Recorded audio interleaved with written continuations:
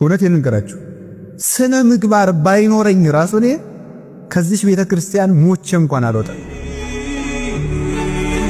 ምንም ነገር ከዚህ ቤተክርስቲያን ሊያወጣኝ ይችላል።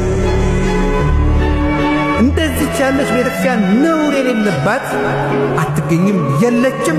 እሷም አንድ ናት። አጥቲ ርግቤ ፍጽምት ርግቤ መደምደሚያዬ ነውር የሌለብሽ ሙሽራ አንቺ ነሽ።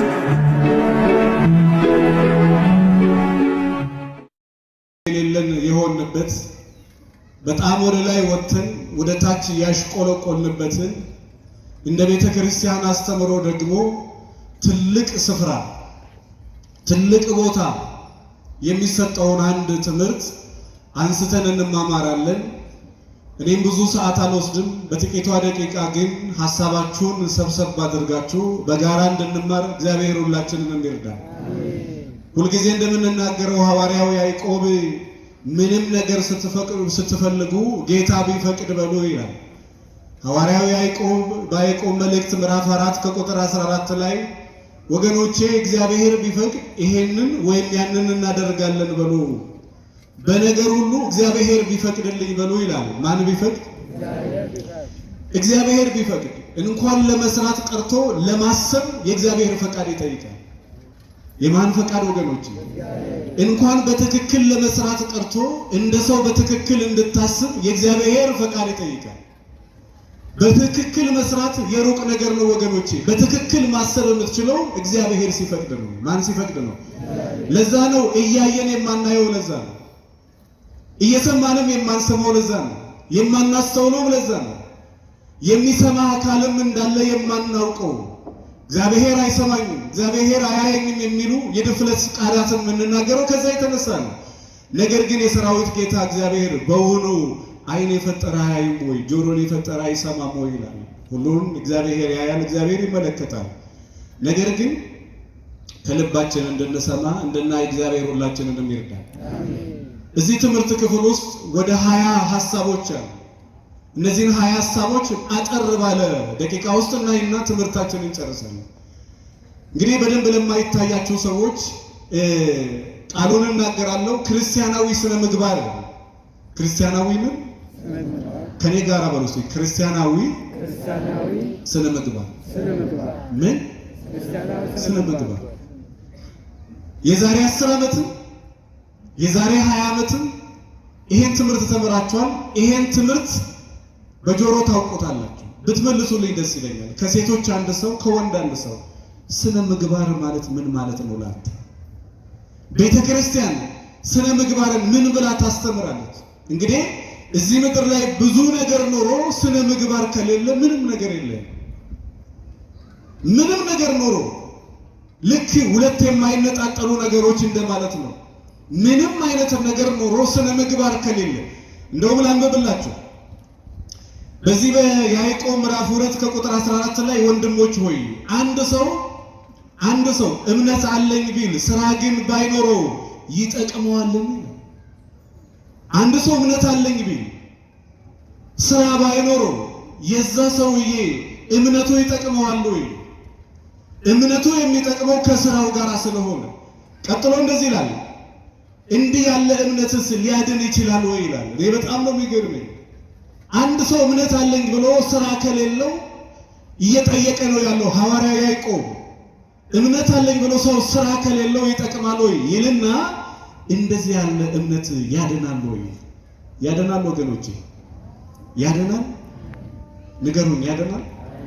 አያድንም። ከዛ የተነሳ ነው ብዙ ረጅም ዓመት እየደከምን ያለነው። አለ በዚህ በኩል እምነት አለ፣ በዚህ በኩል ደግሞ ስራ። ነገር ግን እምነቱ አለ፣ ስራው ግን የለም። እምነቱ ያለ ስራ ደግሞ ይሄ ሁለት ቦታ ድስት እንደጣደች ሴት ነው። በዚህ በኩል እንጀራ ጥዳለች፣ በዚህ በኩል ወጥ ጥዳለች። እንጀራውን ስትፈቀፍቅ ወጡ ይበላሻል፣ ወጡ ጋር ስትመጣ ደግሞ እንጀራው ይበላሻል። ከዛ የተነሳ ከወጡ በዚህ በኩል ደግሞ ከእንጀራው ሳትሆን ከሁለት ትቀራለች ማለት ነው። ይሄ የኛ ህይወት ነው።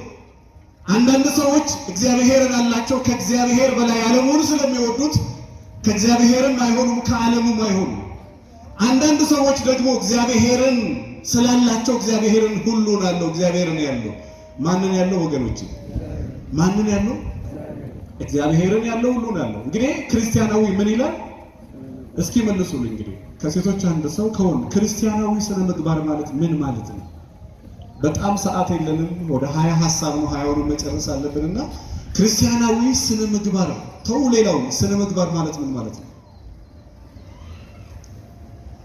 ቶሎ በሉ። አንድ ሰው ከሴቶች ጋር አንድ መጽሐፍ የሚሸልመው ጎበዝ ሰው ስነ ምግባር ማለት ምን ማለት? እሺ ምግባርና ተግባር በአንድ ሲሄድ ምግባርና ተግባር በአንድ ሲሄድ ምን ነበር ያለው? እስኪ ድምጽ ከፍ አድርጉ።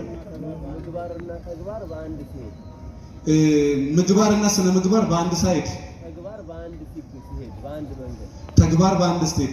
አይ ሁለቱም በአንድ ይዞ ሲሄድ፣ ሁለቱም በአንድ ተግባርና ስራን አንድ ላይ ይዞ። እሺ መልስ ነው ያው፣ ግን አያስሸልምም በደንብ። እስኪ ሌላስ ምን ማለት ነው? ስነ ምግባር ማለት ምን ማለት ነው? እሺ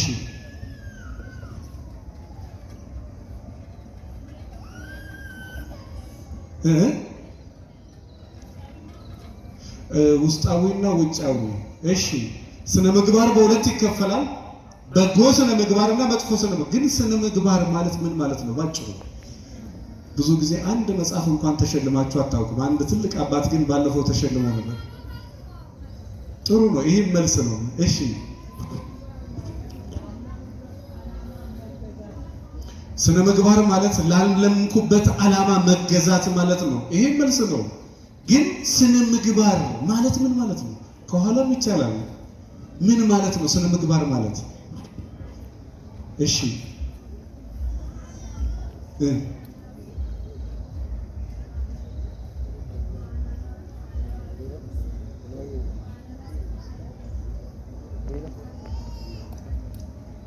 እሺ ጥሩ ነው፣ መልስ ነው። ስርዓት ያለው ባለባበሱም፣ ባካሄዱም፣ ባነጋገሩ ጊዜ እንዳልወስድባችሁ ወገኖቼ ዛሬ በደንብ ስሙ። ስለ ሕያው እግዚአብሔር ነው መለምናችሁ። በሚዲያ የምትከታተሉ ሰዎች በደንብ ስሙ። በጣም ብዙ ዋጋ የከፈልንበት ትምህርት ነው። በጣም ብዙ ዋጋ። አሜሪካ፣ ቻይና፣ አውሮፓ፣ ህንድ እዚህ ለደረሱበት ደረጃ መሰረት የጣለላቸው አንድ እንደ ሀገር ያላቸውን ባህል ሃይማኖት መተዋቸው አይደለም።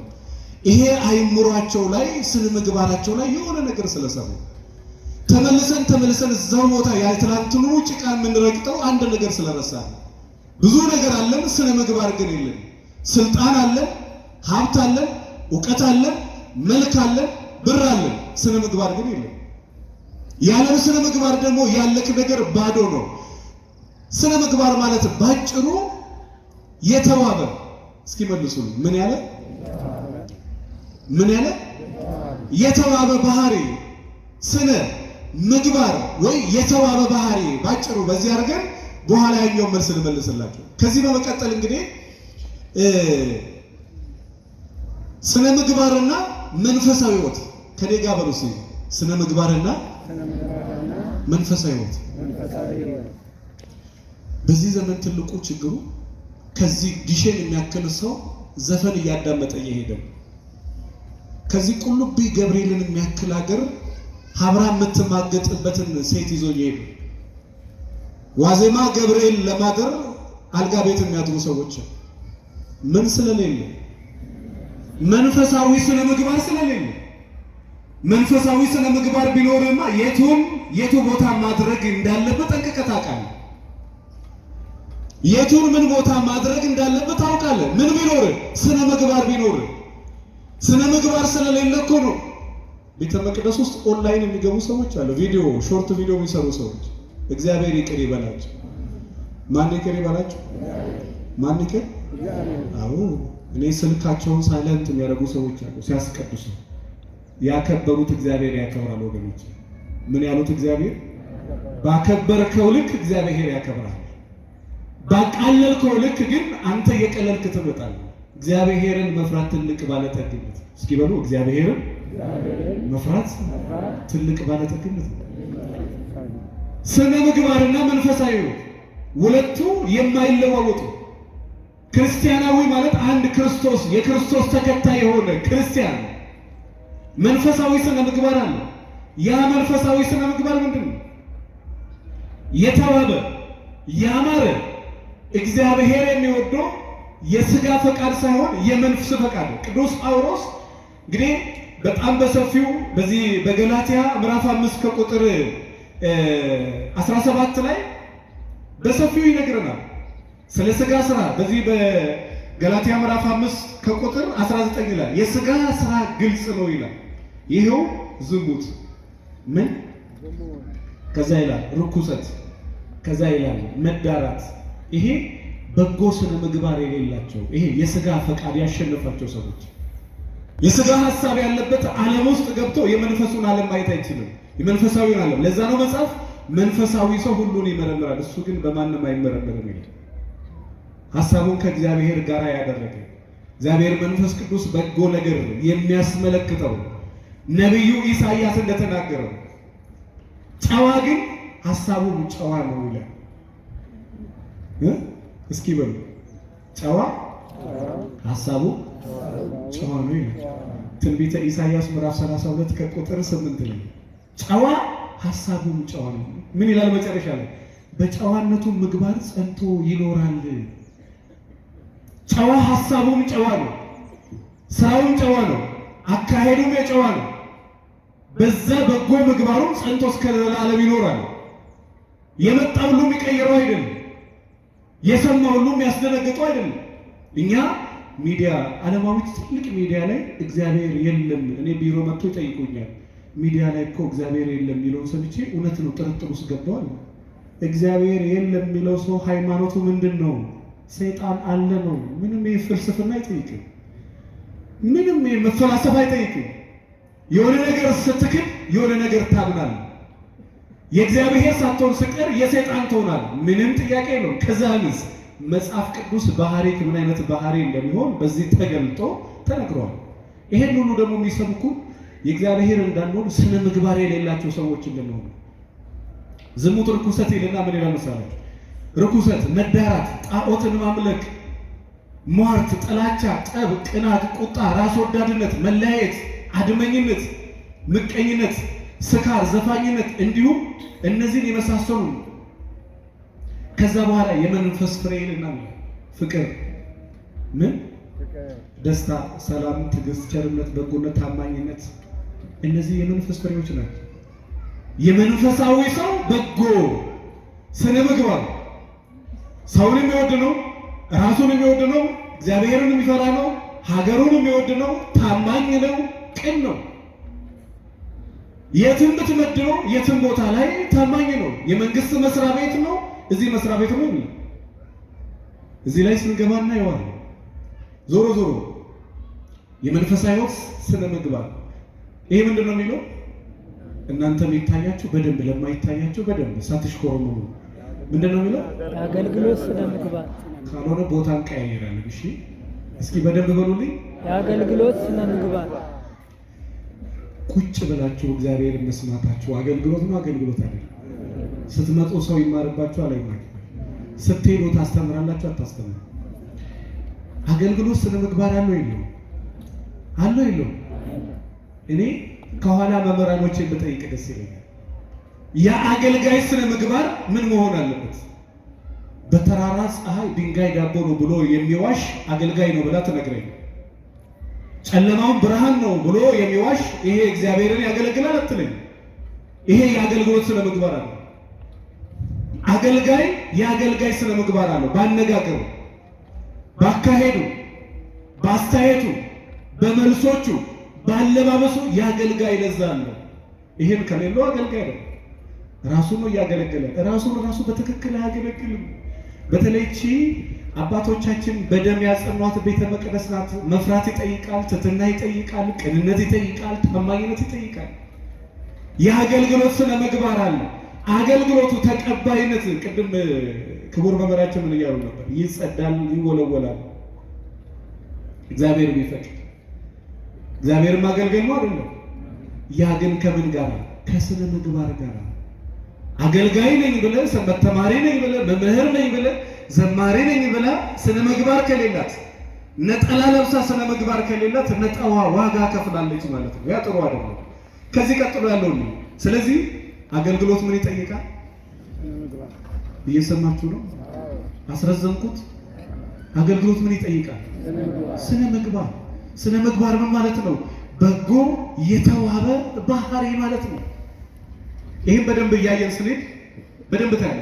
የጸሎት ስነ ምግባር የምን ስነ ምግባር? የምን እንደዚህ እንደው ቅዱስ ገብርኤል ሰማኝ ብሎ ስልክ ብድግ አለ። ሄሎ ቆመሃል፣ ተኝተሃል። እንደዚህ ዘመን ቀልደኛ የሆነበት ዘመን የለም። ትጸልያለህ ወይ ስልክ ታወራለህ? 2 ደቂቃ ታውቃለህ? እግዚአብሔርን ቀጥ ብለህ እጅህን ዘርግተህ የምትለምንበት 2 ደቂቃ ታውቃለህ? እዚህ ጋር እየጸለይ ነው። እዚህ ጋር የጸሎት ስነ ምግባር መጽሐፍ ቅዱስ እናንተ በምትጸልዩበት ጊዜ ወደ እልፍኝ በስውር ወደማይ ወደ ሰማይ አባት እግዚአብሔር ጸልይ፣ በስውር ያየ በግልጽ በአደባባይ መልስ ይሰጣል። ጸሎት ግን ፈራ እግዚአብሔር ካለው ስነ ምግባር ካለው አንድ ባለስልጣን ራሱ ይከበራል። ክቡር አባታችን የሚገባቸውን ክብር ቆማችሁ ሰጥቷል አይደል? አስቡ እንግዲህ ይሄ ምንድነው? ስነ ምግባር ነው። ቀጥሎ ደግሞ ጸሎትም ስነ ምግባር ነው። ነው ስትጸልዩ ፌዝ እንዳይሆንባቸው ነውር ነው።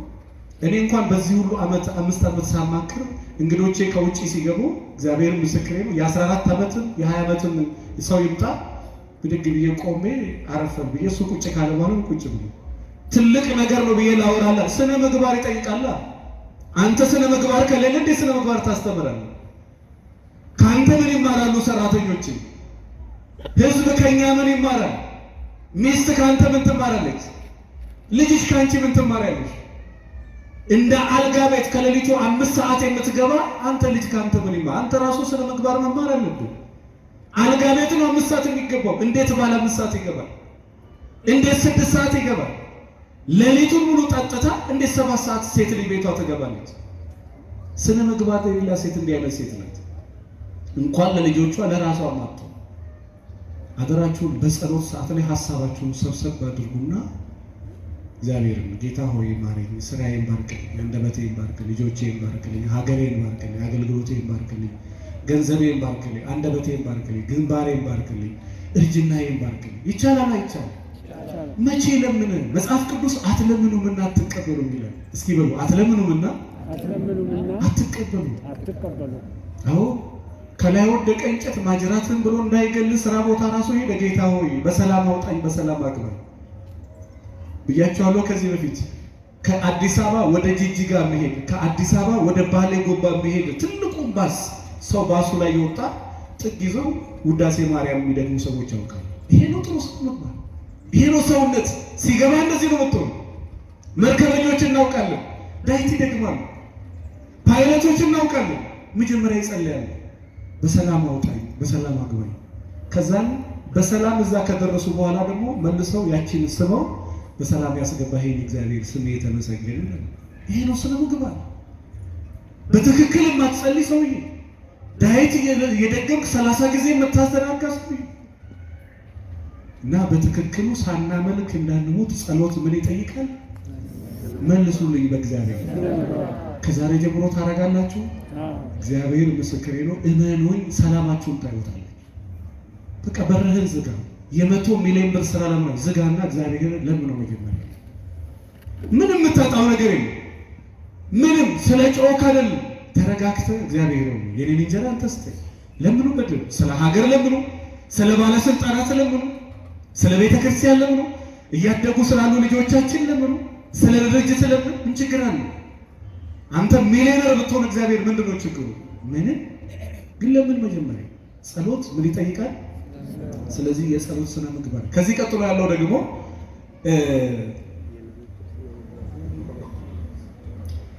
ምንድነው የሚለው? በደንብ በሉልኝ። እግዚአብሔር ይስጥ። ንግግራችሁ የተቀመመ ይሁን። የመናገር እንጂ የፈለግከውን የመናገር መብት የለም። እንደፈለጋቸው የሚናገሩ ሰዎች አሉ። አጥንት የሚሰብር ንግግር የሚናገሩ ሰዎች አሉ። ውሃ በዳቦ የበላ ልጁን ለሚያሳድግ ምስኪን አባት የማይገባውን ስድብ የምትናገር ሴት አለች። ንግግር ስነ ምግባር ይጠይቃል። አንገቱን የደፋው ልጆቹን ለማሳደግ ነው። እንደመጣልሽ ምላስሽን እሱ ላይ ስትለቂ ሌላ ደግሞ መከራ አንቺ ላይ ይመጣል። እንደመጣል የሚጠይቀኝ የለም ብለህ እንደፈለክ የምትናገር ከሆነ የሚጠይቀኝ እግዚአብሔር ነው። የሰውን አጥንት የሚሰብር ንግግር የምትናገሩ ሰዎች ትንሽ ለዘብ ብለው። ንግግር መጥፎ ነው ወገኖቼ። በዱላ የመታው ይሻላል። በንግግር የመታው ሰው ዘላለም ሰባራ ይሆናል።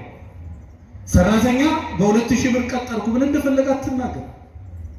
ኢትዮጵያ ውስጥ ከዚህ በፊት ነግሬያቸዋለሁ። ሃይማኖተኛ ነን፣ የኛ ሰራተኛ ግን እንቅልፍ አተኛም እስከ 7 ሰዓት። ባል ሚስት ከተኛ በኋላ ማብራት አጥፍታ 9 ሰዓት ትተኛለች። ከዛ በኋላ 10 ሰዓት ተነሺ፣ 1 ሰዓት። ከዛ ልጅቷ እየተደረባበረች ኤሌክትሪክ ይዛ የሞተች ልጅ አለች አዲስ አበባ ላይ። ተንሸራታ ሴራሚክ ላይ የሞተች ልጅ አለች። ያንተ ልጅ እንደምታሳርፈው ያቺን ምስኪን ሰራተኛ አሳርፋት። ትተኛ፣ ምን ችግር አለ? ምን ችግር አለ? 3 ሰዓት ብትተኛ የእሷን አንተ ልትሰራ ምን ችግር አለ? ስነ ምግባር ያለው አባት ራሱ ተኝቶ ሰራተኞቹ ነው ተኙ፣ እኔ እሰራላችሁ። ይቻላል አይቻልም? ይቻላል አይቻልም? ስትናገርም እንደ ልጅ ብታስብ ሚስትህንም ሰራተኞች ቀጥራችሁ የምትኖሩ ሰዎች ካላችሁ ሰራተኞቻችሁን እነሱን እንድታስተዳድር የሾመ ማን ነው? ማን የሾመ? ስራቸው ሊያቃጥል ይችላል። ነገር ግን አንተ እንደ መሪ ስነ ምግባር ያለው ክርስቲያናዊ ስነ ምግባር ያለው መሪ ነው። ክርስቲያናዊ ስነ ምግባር ያለው መሪ ለስራ ገላ አይጠይቅም፣ ለስራ ዝሙት አይጠይቅም፣ እንደፈለገ አይናገርም። መሪ መምራትም ይችላል፣ መመራትም ይችላል፣ ማዘዝም ይችላል፣ መታዘዝም ይችላል፣ ትህትና ማሳየት ይችላል። ስለዚህ የንግግር ስነ ምግባር ይኖራችሁ። እንደፈለጋችሁ የምትናገሩ ሰዎች ለምትናገረው ነገር ሁሉ መልስ የምትሰጥበት ዘመን አለ ይላል መጽሐፍ ቅዱስ። መልስ የምትሰጥበት ዘመን አለ። ለዛ ለምትናገረው ንግግር የሆነ ዘመን ላይ መልስ ትሰጣለህ። እንደ ጎረመስ ኃይለኛ ነኝ እንዳልካት ነው። ስለዚህ ንግግራቸው የተቀመመ ነው። ቅዱስ ጳውሎስ በበሰሉት መካከል በጥበብ እንናገራለን።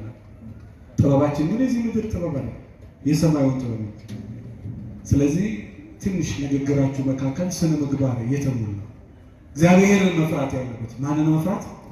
ከዚህ ቀጥሎ ያለው ደግሞ ይሄ የንግግር ስለ ምግባር ነው። ከዚህ ከገባችሁ በኋላ እንደምታስተካክሉት እግዚአብሔር ያውቃል። እርግጠኛ ነኝ ታስተካክላላችሁ። ምንድነው የሚለው? ወጣትነትና ምን በጉብዝና ወራት ማንን አስብ። እኔ የእውነት ከንቱ ውዳሴ ካልሆነባችሁ እግዚአብሔር ምስክሬ ነው። በዚህ እድሜ እንደዚህ ቁጭ ብላችሁ እኔ መምህሩን አጥቼ እዚህ አዋራ ላይ ቁጭ ብል ብሎ አይቀመጥም። እርግጠኛ ነኝ የዛሬ ወር እናንተ መግዛት ካቃታችሁ እኔ ምንጣፍ ገዛለሁ እንጂ ለመቀመጥ የማይመች እዚህ አዋራ ላይ እንኳን ያኛው ቴራዝ እንኳን ይሻላል። የገንዘብ ችግር ለመቀመጥ እንኳን የማይመች ቦታ ላይ ቁጭ ብላችሁ የምትሰሙት ስነ ምግባር እግዚአብሔርን መፍራት ስላለ ነው። እግዚአብሔር ይባርካችሁ። የእውነት በጣም ነው የማደንቀው። ከዚህ በፊት አንድ መምህር ለምን ወንበር አትገዙ አታችሁ ነው ሲል ጸግሽ ሰው ወንበሩ እዛ ጋር ቁጭ ብሎ መሬት ላይ ይቀመጣል። እግዚአብሔርን የሚወድ እግዚአብሔርን የሚፈልግ ሰው ነው። በጣም ነው ደስ ያለኝ። እውነት እግዚአብሔርን አመስግኑበት። እሺ እግዚአብሔር ልባችሁ ይሄ ነገራችሁን አይቀየራል። ምክንያቱም እንኳን መሬት ላይ የሚቀመጥ ወንበር ላይ ሶፋ ላይ ተቀምጦ የሚማር ትውልድ እያጣለ እኔ አዳማ ስመጣ አንዳንዴ ጽናለሁ።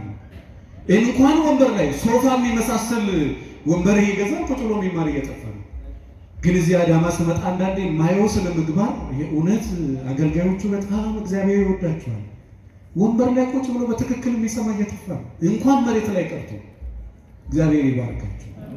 ወጣትነትና ምን ወጣት ሆነ ጥሩ ስነ ምግባር ካለ የተዋበ ባህል፣ የተዋበ እይታ፣ የተዋበ ልማድ፣ የተዋበ አመለካከት ካለ እግዚአብሔር ምስክሬ ነው፣ ህይወት የበረከት ነው። ህይወት የበረከት ነው።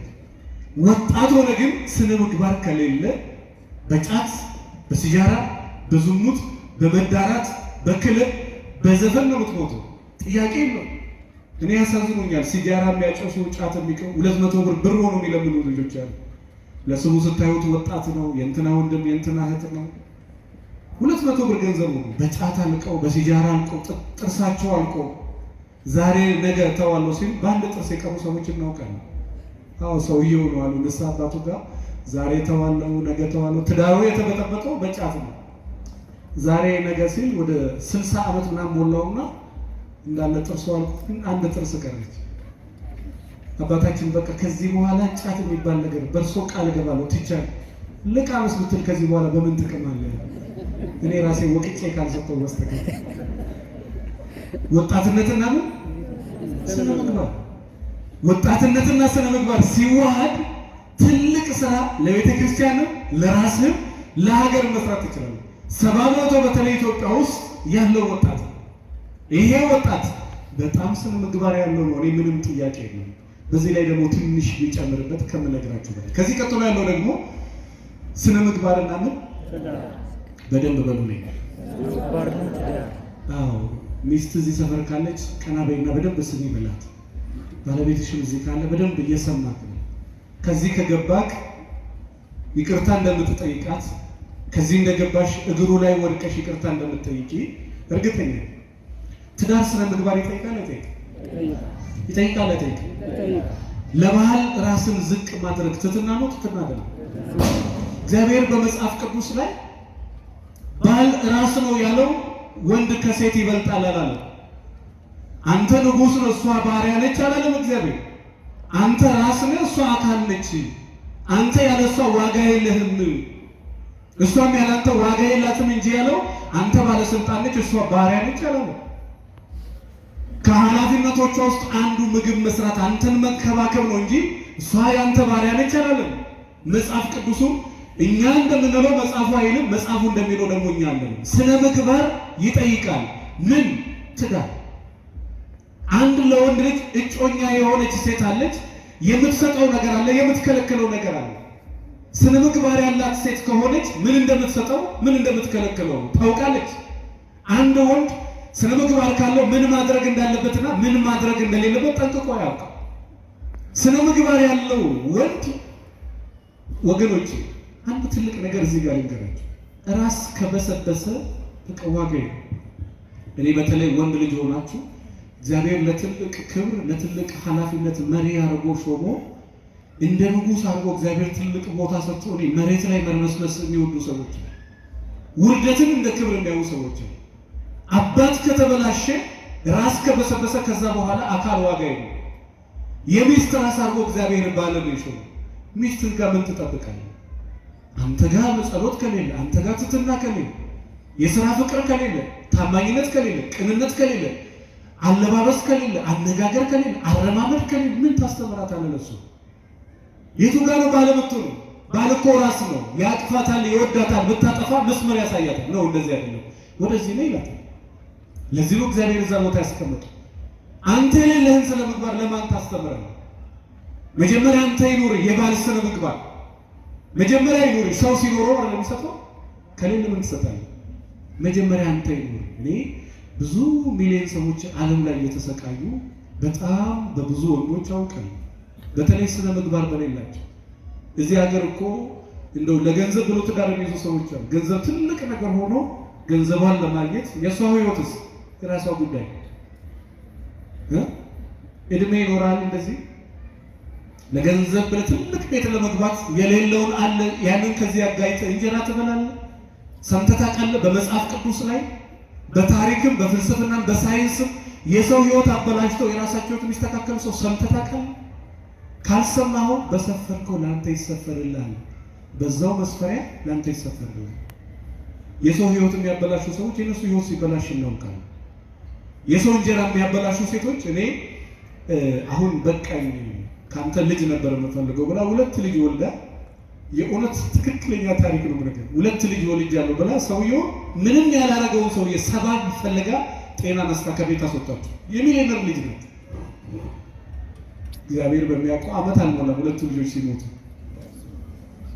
ምን ትላለህ? ሀብታም ቤት ገብቶ ንብረት ወርሳለሁ ብሎ ከዛ ቤት ሳይወጣ ነው የሞተው። መብላትን የኔን ያስበላኝ በል ነብዩ ኤልያስ በዚህ በኩል ኤልሳ በዚህ በኩል በጣም እድሜ ልኬን የማረሳው በጣም በተደጋጋሚ ነው። በሕያው እግዚአብሔር እምላለሁ ያለኝ ይበቃኛል። እጁ ባዶ እግሩ ባዶ ጓዳው ባዶ ቤቱ ቢገባ እንደው አንድ ወቄት ትንሽች ነገር ወርቅ ማትገኝበት ባዶ እግዚአብሔርን ብቻ ይዞ ሰው ያለኝ ይበቃኛል ይላል። እዚህ ጋር ምን የሚባል ቦኮ ሚካኤል ጋር 1000 ካሬ ሜትር ቦሌ ጋር 1000 ካሬ ሜትር እያለ እግዚአብሔር ይመስገን አይደል? ተረጋግቶ አይበላም፣ ተረጋግቶ አይራምድም። ስግብግብነት እና ወንዶች ስነ ምግባር ያለው ወንዶች እንድንሆን እግዚአብሔር ይርዳል። ትዳር ምን ይጠይቃል? ሴት ልጅም ከሆንሽ ሴትነት ስነ ምግባር ይጠይቃል። እንደው ገንዘብ ለማግኘት ብለሽ ሀብታም ለማግባት ብለሽ ያልሆንሽውን አትሁን። የሆንሽውን ሆነሽ እስኪ ይመርብሽ። አዎ አይሳካም፣ የሚሳካ ይመስለናል። እናቴ ችግረኛ ነች፣ እናቷን ሲረዳት በቃኝ አትልም። ስልክ የለኝም፣ ስልክ ሲገዛላት በቃኝ አትልም። አባቴ መኪና የለውም፣ መኪና ሲገዛላት በቃኝ አትልም። ዝም ይልቅ በቃ መቀለል በቃኝ እኮ ይባላል እህቶቼ። የአንዳንድ ጊዜ በቃኝ በይ እንጂ የሆነ ነገር ሲደረግልሽ ያችን ተቀበይና በቃኝ። ምንም ብታረግላቸው በቃኝ የማይሉ ሰዎች አሉ የሉ? ዝም አላቸው። እኔ ብቻ ተናገር እንጂ አለ የለም? ታዲያ አንተ አይደል የሚማወራው? አለ የለም? ምንም ብታረግለት በቃኝ የማይል ሰው አለ የለም? ከሴት ምንም ብታረግላት ከስጋ የሆነ ነገር ቆርጠ ብትሰጥ ጠግቦ ነው የምትል እንጂ በቃኝ ማለት አለ የለም? ምንም ብታረግለት ብትንከባከብ ውሃ ለእግሩ ለፀጉሩ ቅቤ ምንም ቢሰጠው አመሰግናለሁ የማይል ሰው አለ የለም?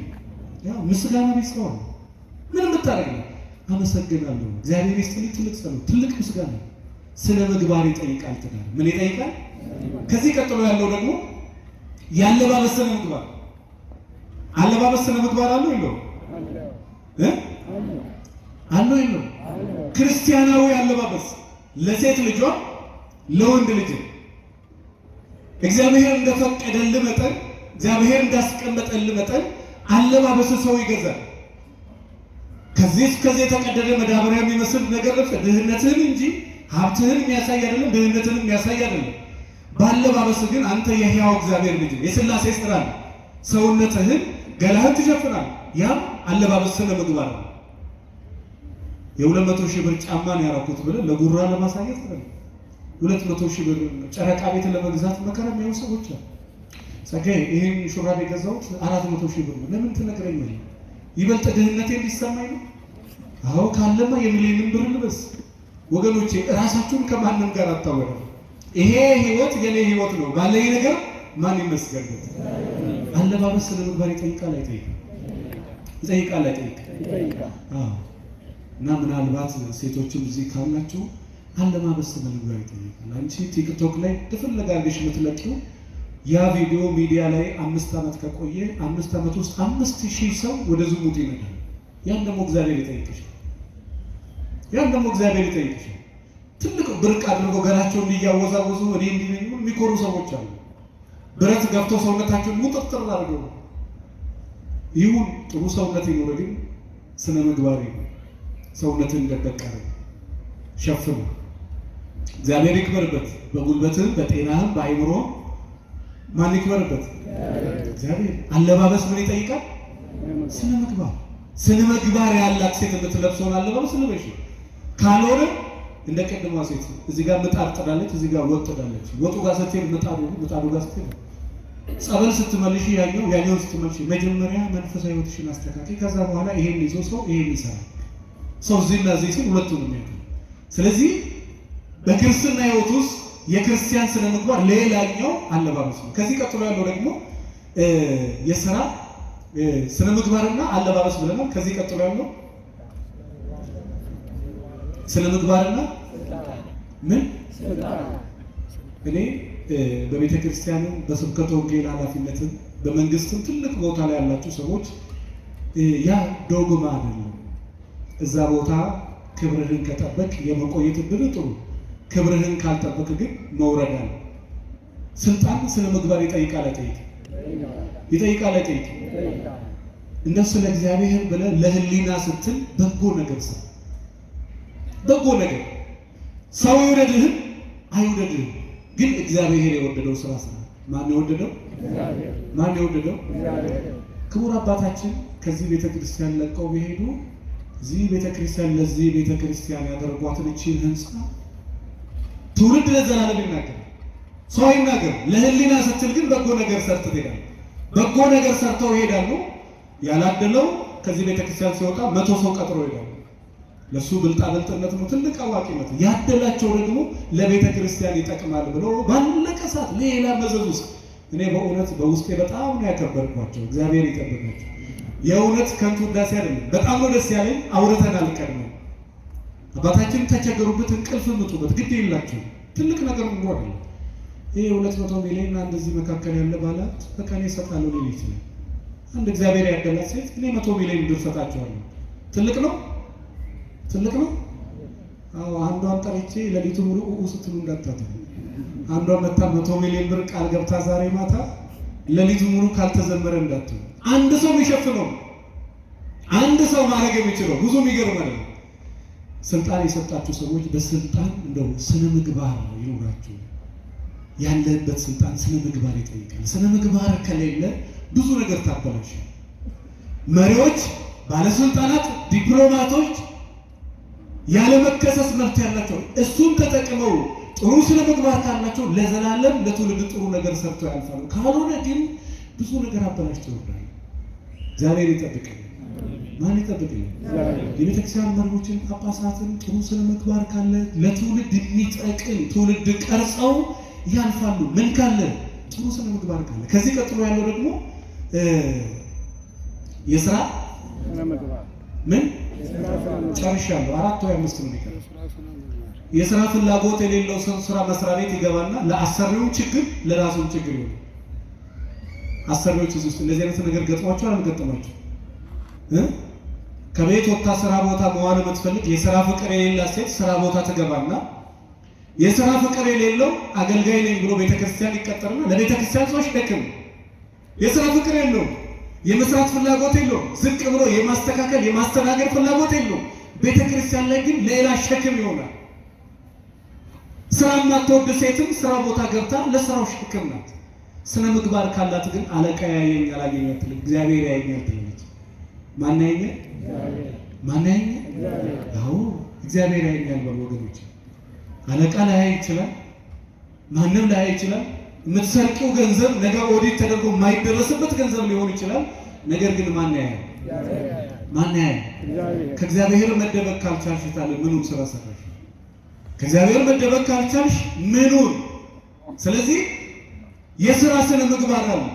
በተቀጠራችሁበት ቦታ ላይ ሰው ባያይ ማን ያያል? እግዚአብሔር ያያል። ለህሊና ስትል ታማኝ አለቃ ኖራን አንተ ስራህን ስራ።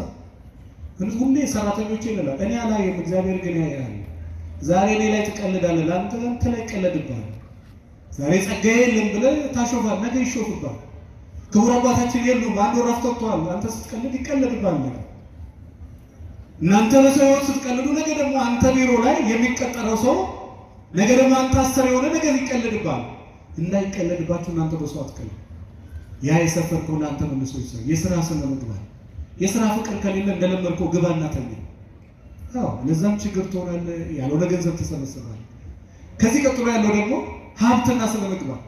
ስነ ምግባር ያለው ባለጠጋ ባለሀብት አይደለም፣ ባለጸጋ።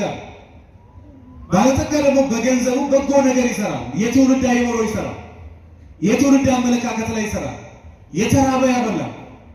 እዚሁ መሀል ከተማ ሆኖ ረሃብ እየገደላቸው አሉ ለነሱ ይደርሳል። ቤተክርስቲያን ይሰራል። የታመመች እኔ 3 ሚሊዮን ብር አታ አሁን ነፍሷ ከስጋዋ ልትለይ የደረሰች ልጅ አቀር እስከ ህንድ ድረስ ሄደሽ ብትታከሚ አሁን ትድኛለሽ ተብላ 3 ሚሊዮን ብር ከየት ታምጣ? 300 ሚሊዮን ብር ጉዳያቸው ያልሆኑ ባለሀብቶች አሉ። 300 ሚሊዮን ጉዳያቸው ያልሆኑ ሚሊዮነሮች 3 ሚሊዮን ብር አታ መልክ ያላት ቁመና ያላት ሰውነት ያላት ልጅነት ያላት በጣም የሚገርሙ ደግሞ ልጅም ያላት የምታሳዝን ሴት ልትሞት ነው በቆሟ። ምን ስለሌለ 3 ሚሊዮን ስነ ምግባር ያለው ባለሀብት እኔ ትልቅ ሰዎች ያውቃሉ። ለሰው አይናገሩም። 6 ሚሊዮን 7 ሚሊዮን ብር እስከ ታይላንድ ድረስ ሰው የላኩ ያሳክማል፣ ግን አይናገሩም። ቤተክርስቲያን 3 ሚሊዮን 4 ሚሊዮን ብር ይሰጣል፣ አይናገሩም። 100 ሚሊዮን ብር ይሰጣሉ፣ ስሜን ግን እንዳትናገሩ። እግዚአብሔርን አመስግኑላቸው። የእውነት መባረክ አያችሁ። የሆነ ነገር ያደርጋሉ፣ አደረግን ብሎ ግን አይሆኑ። ገንዘብ አላቸው፣ በገንዘባቸው ይሰራሉ፣ ሰራው ግን አይሉ። ቅድም እንደነገርኳችሁ ባልና ሚስቶች የእውነት በጣም ነው ቤታቸው በጣም ነው የሚያምሩ። ቤታቸው ያምራል። እኛ አይደለም እግዚአብሔር የሰራው። ማን ይሰራው? ማን ይሰራው? እስኪ በነገራችሁ ቀደም በሉ። የሆነ ነገር ሲባል እግዚአብሔርን ለማመስገን ቸኩሉ። አባታችን የኔ እናት የኔ እህት እግዚአብሔር ይመስገን። ማን ይመስገን? እናፍራለን አንዳንድ ጊዜ እኮ በነገር ሁሉ እግዚአብሔርን አመስግን እስኪ። የሆነ ነገር ሲባል እግዚአብሔር ይመስገን። ያንተ ስራ ቆንጆ ነው፣ እግዚአብሔር የተመሰገነ። መኪና ያምራል፣ እግዚአብሔር የተመሰገነ። ሚስት ቆንጆ ናት፣ እግዚአብሔር የተመሰገነ። ሙያተኛ ነው፣ እግዚአብሔር የተመሰገነ። ይቻላል አይቻልም? አዎ። ስለ ራስህ ብዙ አታውራ። አዎ እግዚአብሔር እኔ በጣም በሚገርመኝ ቅዱስ ጳውሎስን ይላል ከተሰጣችሁ በላይ ለራሳችሁ በአግባቡ ራሳችሁን በአግባቡ መዝኑ እንጂ ከሆናችሁት በላይ ራሳችሁን ከፍ ከፍ ቅዱስ ጳውሎስ በሮሜ ምዕራፍ 12 ከቁጥር 3 ላይ እግዚአብሔር ለእያንዳንዳችሁ እንደሰጣችሁ እምነት መጠን ራሳችሁን በአግባቡ መዝኑ እንጂ ከሆናችሁት በላይ ራሳችሁን ከፍ ከፍ አታድርጉ። ወሬ አይቅደምኝ። እግዚአብሔር በሰጠ ጸጋ ራስን መዝን እንጂ ካደረከው በላይ ራስን ከፍ ከፍ አታድርግ ይላል። ራስን መዝን፣ ራስን ገምግም እንጂ ከተሰጠ በላይ ከተሰጠሽ በላይ ራስሽን ከፍ ከፍ አታድርግ። ምሰሩትን ሁሉ በስውር ስሩ፣ ከዛም ክብሩን ማን ይውሰድ? ማን ይውሰድ? ልጆቻችሁ በትምህርት ቤት ከተሸለሙ እንደው ሳቅ ፈገግ ብለሽ ከመሄድሽ በፊት እግዚአብሔር የተመሰገነ። ማን የተመሰገነ? በሰላም ከተገላገልክ መጀመሪያ ልጅህን ከማቀፍ በፊት እግዚአብሔር የተመሰገነ። ይቻላል አይቻልም? እንደው ትዳር ካገኘሽ ነገ ምን ይሁን እሱን ችግሩን ተውና መጀመሪያ ማን የተመሰገነ? ያላገባሽ ሴት ትዳር ለምነሽ ያልተሳካልሽ ሴት ከሆነ እግዚአብሔር ጊዜ ያለው መጀመሪያ እግዚአብሔር የተመሰገነ። ኪሳራ ከከሰረ እኔ በትንሽ ዕድሜ ብዙ ሚሊዮን ብር ገደል ገብቷል፣ ግን ማን ይመስገን? ይቻላል አይቻልም? የትኛው ወደታች ትወርዳለህ? እዛው ቦታ ከእግዚአብሔር ጋር ትኖራለህ። ከማን ጋር? ስለዚህ ሀብት ስነ ምግባር ይጠይቃል። ከዛ ቀጥሎ ደግሞ ታማኝነትና ስነ ምግባር። ወገኖቼ እቺ ሀገር የጉድ ሀገር እየሆነች እናንተ ቁጭ ብሎ እየተማራችሁ በቀን ከ300 400 ሴቶችና ወንዶች በላይ ወደ ቻይና፣ ወደ ጣሊያን፣ ወደ ህንድ፣ ወደ አሜሪካ እየሄዱ ለምን? በትዳራቸው ላይ ለመማገጥ። ግማሹ አዋሳ እየሄዱ ቅድም ብያቸዋለሁ። ቁልቢ ሊያከብሩ ሄዱ አሉ። ቅምጣቸውን ይዞ ደግሞ ቁልቢ ሄዱ አሉ። በመኪና አደጋ ይሞቱ ደግሞ ሰበር ዜና ነው። እግዚአብሔር በሚያውቀው በሄዱበት መኪና ያልተመለሱ እንትኖች አሉ። እኔ ቃሉን ራሱ አፍራለሁ። እንደው አደራችሁ ባለትዳር ወንድ ልጅ ከሆንክ ምንም ነገር አይመች ስለ ሕያው እግዚአብሔር ብለህ ቤት ክትት ብለህ ነው። ያ ትልቅ ጨዋነት ለሰው ሞኝነት ይመስላል። አንተ ግን ትልቅ ሰው ነው። የሕያው እግዚአብሔር ልጅ ነው። ሚስት በዚህ የምትመጣ በዛም ላታይ ትችላለች። ማን ያህል ዮሴፍ እኮ የንጉሥ ሚስትን የተመኘችው ጠዋት የምትታጠብ ቀን የምትታጠብ ማታ የምትታጠብ በብብት ሽታ የማትታማ የአፍ ጠረን የማይነሳባት በጽዳት የንጉሥ ሚስት የሆነች ስንት ታዛዦች ያላት የንጉሥ ሚስት ገላህን፣ አይምሮህን፣ ፀጉርህን፣ ቁመናህን ወድጄሃለሁ አለች። ንጉሥ በብዙ ነገር ላይ ሾሞኛል፣ ባንቺ ላይ ግን አልሾመኝም። ወጣት ነው፣ ጎረምሳ ነው፣ የሚያምር ነው፣ የሚያምር ሰውነት አለው፣ የሚያምር ቁመና አለው። ምንም ነገር ማድረግ ይችላል። ቢያደርግም እዛ ስልጣን ላይ ትንሽ ከፍ ከፍ ማለት ይችላል። በዚህ ዘመን ሌላ ሰው ወዶ ትዳራቸው ባላቸውን በመርዝ የሚያስገድሉ ሴቶች አሉ። ሚስቱን በመርዝ የሚያስገድል ሰው አለ። ብዙ ነገር ማድረግ ይችላል። እሺ ብላ ሎሌዎቹን አስወጥታ አሁን ማንም የለም እኔ እናንተ ብቻ ነኝ። እኔ እኮ አንቺ ያስወጣሻቸውን ሰራተኞችና ሎሌዎች ንጉሱን አይደለም የምፈራው፣ መጋረጃ የማይጋርደው ሌሊቱን በብርሃን እንደፈለገ ማየት የሚችል ጨለማ የማይጋርደው የሰማይና የምድር አባቴ እግዚአብሔርን ነው የምፈራው። ለዛ ነው ያንቺን ገላ ማለቀው። ሰው በተወለደበት ሀገር በማይከበርበት እግዚአብሔር በባዕድ አገር ከፍ ከፍ አደረገው ይላል። ምን አደረገው? ምን ስለሆነ? ታማኝ ሰው። የገዛ ሚስትን እኮ ለአገልጋይ ጥለን ማትሄድበት ዘመን ነው። ማንንም አታም ሴቷ ከወንድ እኩል ማጋጭ የሆነችበት ዘመን እንዴት እንደሚያሳፍር ሁሉንም ማለት አይደለም። በጣም ጨዋ ሴቶች አሉ። ሴቷ ከወንድ እኩል ማጋጭ የሆነችበት ዘመን፣ ወንዱ ጋጥ የወጣበት ዘመን። በጣም ይቅርታ አድርጉልኝ። ዮሴፍ እግዚአብሔር ክብሩን ከፍ ያደረገለት ምን ስለሆነ ነው? ታማኝ ነው። እሷን ተዋትና አንተ ታማኝ ነው። የታመንኮ ለእሷ እንዳይመስልህ ለእግዚአብሔር ነው። ታየዋለህ። እግዚአብሔር ደረጃህን ታየዋለህ። እግዚአብሔር የት እንደሚያደርስ ታየዋለህ። ታማኝ ሁን። በመስሪያ ቤትም፣ በቤተ ክህነትም፣ በቤተ መንግስትም፣ በትዳርም። ከዛ ያንተ መጨረሻ ታየዋለህ። ታማኝ ሁን። ከዛ መጨረሻሽን ታየዋለህ። አለበለዚያ ደግሞ ህይወትሽን ታየዋለህ። ብዙ ሰው እያለ የለም ያያል ግን አያይም። ቆማለች ግን አልቆመችም፣ ተቀምጣለች ግን አልተቀመጠችም። ለዚህ ነው እኮ ትንቢተ ሚልክያስ ምዕራፍ 2 ቁጥር 9 ላይ ከዚህ የተነሳ እግዚአብሔርን መፍራት ሲገባችሁ ሰው ፈርታችኋልና፣ ለእግዚአብሔር መገዛት ሲገባችሁ ለሰው ተገዝታችኋልና፣ እግዚአብሔርን መፍራት ሲገባችሁ ሰው ፈርታችኋልና እኔ ከዚህ የተነሳ በሰው ፊት የተናቃችሁ የተዋረዳችሁ ሰዎች አደረኳችሁ፣ ቀፎዎች አደረኳችሁ። ቀጥታ ቃሉ መጽሐፉ ነው የሚለው። ከዚህ የተነሳ እኔ በሰው ፊት የተናቃችሁና የተዋረዳችሁ ሰዎች አደረኩ። ከዚህ ቀጥሎ ያለው ደግሞ ኃላፊነትን የመወጣት ስነ-ምግባር። ወገኖቼ ከቤተ ክርስቲያን አንስቶ እስከ ቤተ መንግስት ያላችሁ ሰዎች እግዚአብሔር እዚህ ምድር ላይ ኃላፊነት ሰጥቶናል ለሁላችን። ያ ኃላፊነት ምን ይጠይቃል? ስነ-ምግባር ምን ይጠይቃል? ምን ይጠይቃል? ከዚህ ከሄዳችሁ አደራችሁ ከፈለጋችሁ ለመምህራኖቹ ሁሉንም ፋይሉን አስቀምጬላችሁ ሄዳለሁ። ለሁላችሁም በስልካችሁ ቢላክላችሁ ደስ ይለኛል። እግዚአብሔር ምስክሬ፣ እኔ ብቻ እናንተ ተለወጡበት። ኃላፊነት ስነ-ምግባር ይጠይቃል። እነዚህ ከመሬት ያልወጡ ህፃናትን እንድታሳድግ እግዚአብሔር ኃላፊነት ሰጥቷል ነው አይደል? የወለድከውን ልጅ በጊዜ ቀጥተህ መርተህ ትልቅ ደረጃ እንድታደርሰው እግዚአብሔር ኃላፊነት ሰጥቷል። የተጀመረውን ህንፃ ለፍጻሜ እንድታገባ እግዚአብሔር ስልጣን ሰጥቷል። እዚህ ጋር የጀመርከውን የቆፈርከውን ሰው እንዳይሞትበት ሰርተህ ልታስረክብ እግዚአብሔር ሰጥቷል ኃላፊነት። እኛ ሀገር ሰው ከመስራት ይልቅ ወሬ ይወዳል። ከሚሰራ ይልቅ ቢያወራ 2 ጊዜ ይገር ውጣት ጊዜ 2 ጊዜ ኮምፒውተር ይከፍታል፣ 4 ጊዜ ሽንት ቤት ይገር፣ 4 ጊዜ ቡና ላይ ይቀመጣል። የስራ ስነ-ምግባር ኃላፊነትን የመወጣት ስነ-ምግባር።